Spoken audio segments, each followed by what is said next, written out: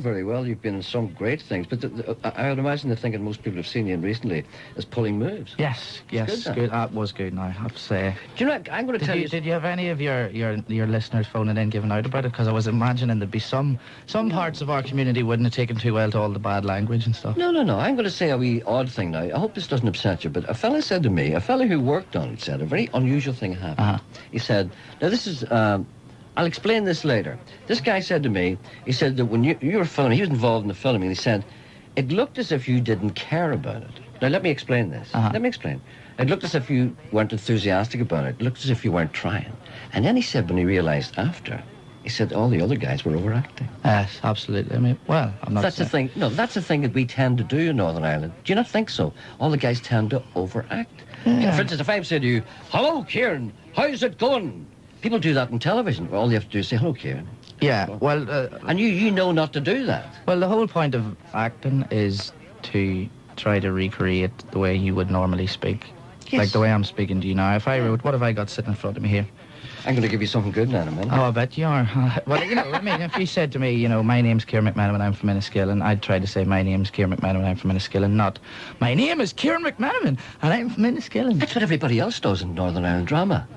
They go, hello, my name is Ciaran McMenamin. What about a cup of tea? Are you all right, young dar? You know what I mean? That's what they do. I guess maybe because they've been listening to our politicians who speak like that for too long. I don't know. It's because they're on stage all the time. Yeah. They forget.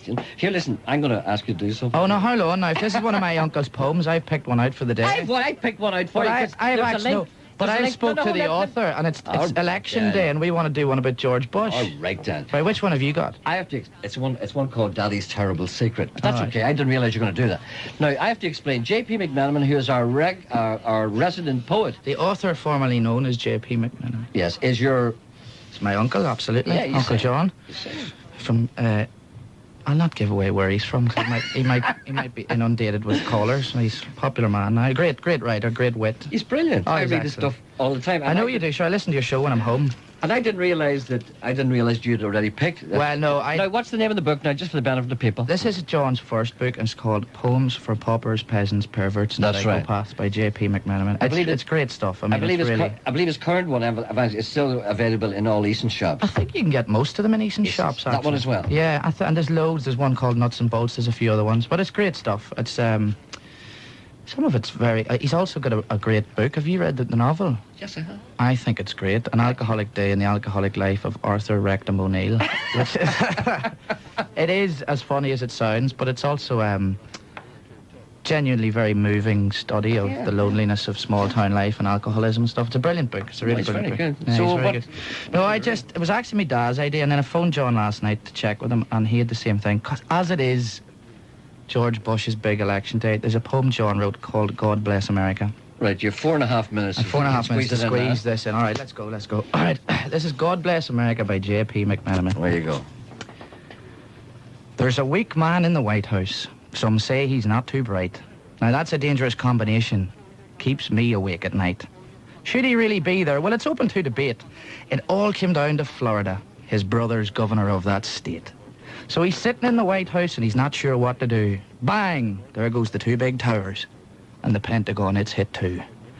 The phone rings. It's his daddy, George Sr. on the line. This is your chance for glory, son. The Gulf War, it was mine. What shall I do? Said wee George, getting in a stew. Bomb someone, his daddy said, 'cause America's watching you. Wee George is in a panic. He just can't seem to think as he gazes at his cowboy boots he could do with a drink. Who shall I bomb? Said wee George, getting in a flap. Hell, I don't know, his daddy said. Pick one off the map. I think I'll bomb the Russians, said wee George down the phone. No, they'll fire back, his daddy said. Leave the Russians, son, alone. The Chinese, then, said wee George. His daddy hollered, pass. I'm not sure we could beat them, son. In fact, they might just whip our ass.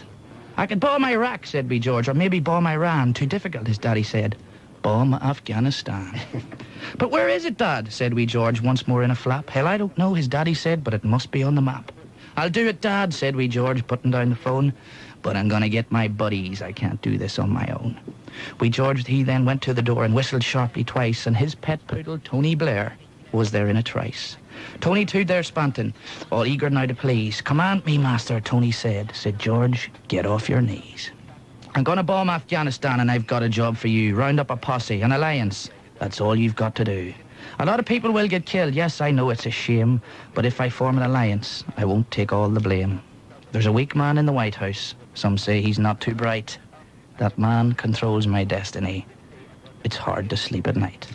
Now, that was a slightly abridged version. I left out a couple of verses there because you give me 4.5 minutes. No, you've still got 1.5 minutes left. Well, no, sure, we'll chat for the last minute and a half. But anybody who wants to read the full poem has to buy Poems for Paupers, Peasants, Perverts and Psychopaths by J.P McMenamin. That's it. Available, as far as I know, in all Eason's bookshops. Eason's stocks. Well, there's some great stuff in it, like great stuff. But I just like that as today is the big election day, you know. Yes. And Bush is going to get through, you know, because I don't know. I was in America a couple of weeks ago, and there's no doubt about it in my mind. Well, the men in the cafes, the men that hang about, the men that you don't see on the TV are all for him. The other thing, too, is this thing that in 50-odd years they've never voted out the president when they're in the middle of what they call a war. So of course, yeah.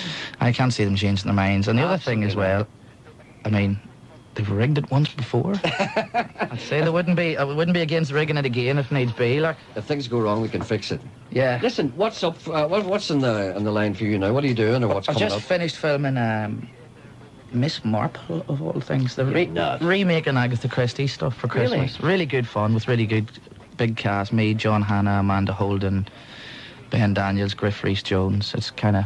That's great. Was it Ciaran in the drawing room with the spanner? One of those kind of whodunit things. It was very good fun, actually. Did you ever do anything like that before, a kind of a whodunit? No, I hadn't, and it was very enjoyable. Really sort of quality actors and stuff. And now I'm going on to a big ITV drama for next August called Jericho. It's like 4 2-hour dramas set in 50s seedy Soho, London. Cop thing. It's really good. It's me and Robert Lindsay. Robert Lindsay's the detective, and I'm the sort of young sidekick, so it's great. Nice job. Jeffrey Bernard territory. Absolutely, very much so. Great. Yeah, no, well, it's really, and very hard-hitting storylines and Russian intrigue and sort of weird sex crimes and Maltese gangsters and stuff. It's really cool. So that takes me right through to April, thankfully. Are you doing another series of pulling moves at all, or maybe you don't know? Well, by all accounts, no. Yeah. Which is... Oh, that's well, no, I was, to be honest, now quite surprised because people seem to be crying out for it, and I know it got very good ratings, which tends to be what makes their minds up. But I was chatting to Pierce, the writer, last week, and he's a bit surprised they're not doing it now because he'd written more, and so somebody somewhere didn't get their finger out. Ciaran, thanks very much. Unfortunately, we've run out of time. No, Jerry, no. I know you're busy opening the festival. But listen, it's lovely to come in. I'm sure I'll get in again. Okay, anytime. You're welcome anytime. See you later. Yeah. We'll be back tomorrow. Bye.